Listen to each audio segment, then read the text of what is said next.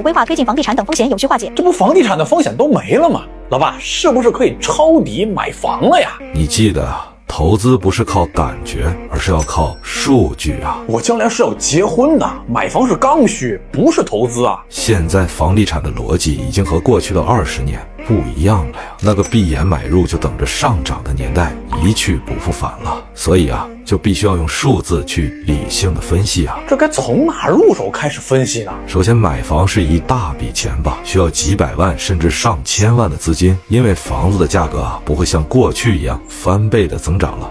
那就一定要考虑这一大笔资金的具体回报率啊！你的意思是要衡量，如果不买房，拿着这一大笔钱投资别的，能不能有更高的收益，是吗？没错，这个就是资金的使用成本。一套房子啊，可能住个10年、20年的，所以就一定要去对比其他的长期投资。哪里去找10几年的投资来做对比呀？有个投资标的啊，就经常以10年、20年甚至30年为期限，那就是我们的国债啊。难道要用房价的涨幅去对比国债的收益率吗？不是涨幅，是房子的租金收益率什么时候约等于10年期国债的收益率就差不多是底部了呀。我搜了下啊，目前这个10年期国债的收益率是1.75%呀。所以啊，假设你现在有700万不去买房而去买国债，那什么叫国债收益率呢？就是保本的收益，也就是这700万你全部拿过去买国债，每年会固定给你700万乘以1.75%，也就是12.25万的利息。这个固定的利息一共给10年，到期之后啊，连本带息一共就是822.5万啊。你再打开链某家搜一下附近啊同一个小区的房价和租金的价格，这边是700万能买个110平的房子，租金是7500块一个月。那买国债1年的利息就是12.25万，那租金每年换算下来的收益率是多少呢？一个月7500，这1年就是9万，收益率的话就是9万除以700万，这个租金的收益率才1.28%呀。所以啊，同样的700万需要锁定10年，如果你做个理性的判断，你会选国债还是买房呢？国债是保本没有风险的呀，这房价万一继续往下呢，而且房租也不一定是能稳定10年呀，我还是选10年期国债吧。那么租金收益率的这个公式啊，计算结果要上涨，分子和分母要怎么变化呢？要么房租上涨，要么分母下降呗。这么说这个价格啊一定是由供需决定的。在1990年啊，我们的人均住房面积是6平米，这也就意味着一个3口之家啊是挤在大约20平米的小房间内的。目前啊，人均的住房面积已经达到了40多平，也就是3口之家都可以住上120平的大房子，供给啊是绝对满足需求了的。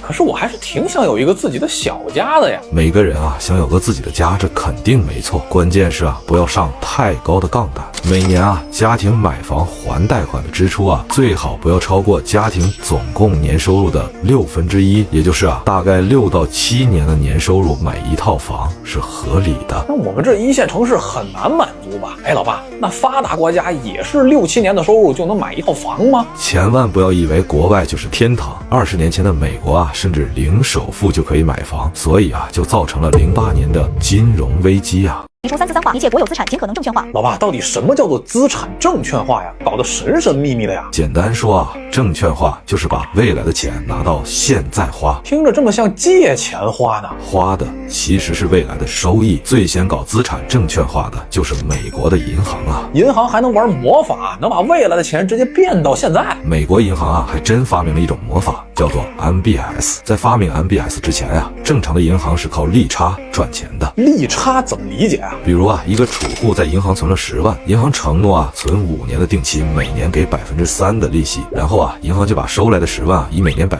的贷款利息借给别人5年。那你说银行赚了多少呢？银行每年要给储户3000的利息，但是可以收回5000的贷款利息，这就是躺着赚了2000块啊！没错呀，上世纪80年代前后啊，美国的很多银行主要的收入来源啊就是房贷。问题是啊，房贷是20到30年才能收完，这就意味着银行的钱啊都压在了房子上，流动不起来。于是银行啊就发明了 MBS 啊，提前把房贷给卖掉了。啊，房贷怎么还能卖呀？当然可以啊。假如你有一笔钱需要投资，这个时候啊，银行就跑过来跟你说啊，他这里啊有一份小明的房贷，小明啊每年还5万，一共还20年，也就是20年后啊，一共有100万的收益。现在啊就可以以60万卖给你，你要不要嘛？这不就相当于小明是每年还钱给我了吗？等于我白赚40万，那我肯定要啊！你买的这个证券啊就叫 MBS， 这样啊银行就提前20年回笼的资金，它就可以继续用这笔钱去放贷赚钱了呀。那不是所有的贷款都能这么操作了？你说对了，所以他们就越卖越嗨啊！除了房贷这种有抵押的叫做 MBS，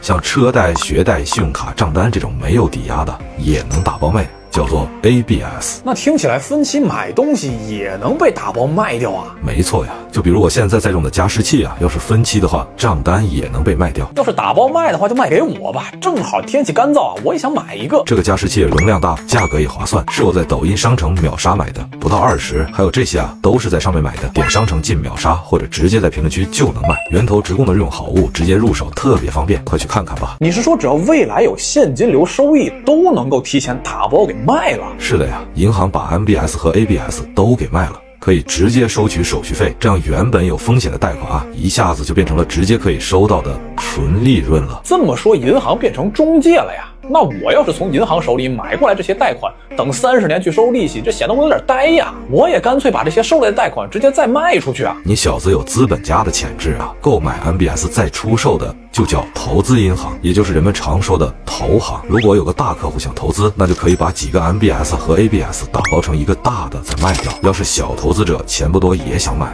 那就把一个 MBS 分成很多成小份再出售。这种再包装出来的东西啊，就叫做 CDO。 还有这种骚操作呀？听着像是我买了个混合的果汁，这里面各种水果都有点，但是我怎么知道做果汁的水果它有没有坏呀？你一下子就看出了08年次贷危机的关键问题啊！那个时候的投行啊，他们不仅卖 CDO， 甚至还卖 CDO 的 CDO， 这一切还要从一家投行雷曼兄弟说起啊。交易发布新规或影响未来黄金价格。老爸，这黄金新规我是完全看不懂啊！什么会员单位，什么增值税的，没那么复杂呀。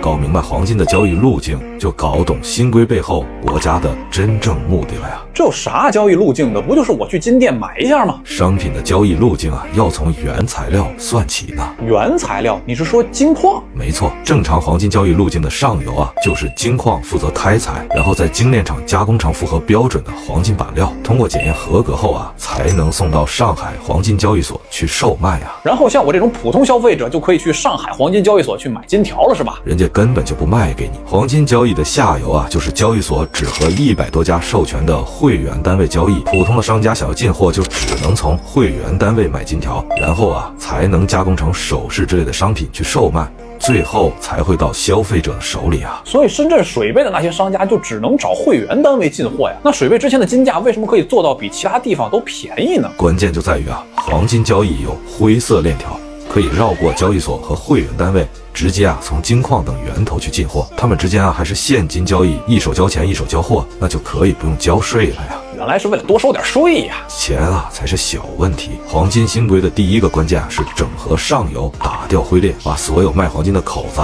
都收到交易所，从源头啊就给每一块黄金发放专属的身份证呢。那干嘛还要要求商家只能从指定的会员单位进货呢？这是为了管理下游的买卖，每笔黄金的交易啊都会通过会员单位开具发票。那这样谁买了金子用来投资还是打首饰，通过100多个会员单位就可以梳理的一清二楚了呀。这招高啊！但这对普通老百姓有啥影响呢？普通人啊，其实该干啥就干啥，关键影响的是那些利用黄金搞灰色交易的。你知道黄金为什么千百年间一直被称为硬通货吗？不就是因为黄金非常稳定吗？还一闪一闪的，很好看呢。性质稳定呢，只是其中一个原因，关键是黄金是这个地球上唯一无法追踪、无法溯源、无法记名，还很好藏起来的东西，甚至啊可以化成一瓶普通的冰红茶，都没有人看得出来。哎，不对吧？现金和加密货币也可以这样的呀？现金会破损吧？黄金不会。加密货币虽然匿名，但是每一笔交易啊都是被记录在区块链上的，是可以被追踪的。如果我线下给你一块黄金，又有谁会知道呢？而且啊，这块黄金千百年都不会变的。那怎么感觉在下一盘很大的棋呀？没错。